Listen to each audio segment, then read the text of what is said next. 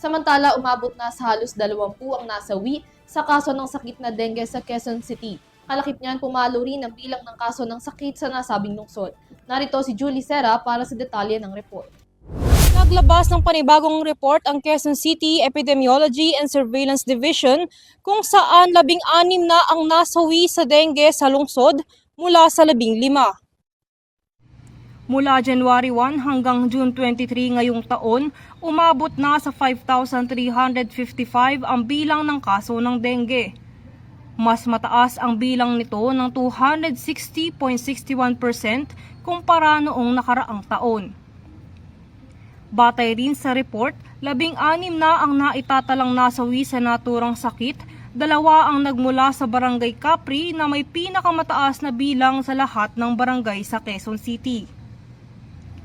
Ilang araw bago ilabas ang bagong report, matatandaang nasa 5,315 ang kaso ng dengue sa lugar na nasa edad 1 hanggang 10 taong gulang ang karamihan.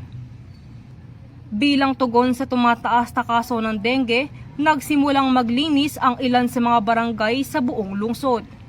Gaya ng search and destroy sa Barangay Batasan Hills kasama ang Task Force Dengue bilang hakbang sa pagpapanatili ng malinis na barangay.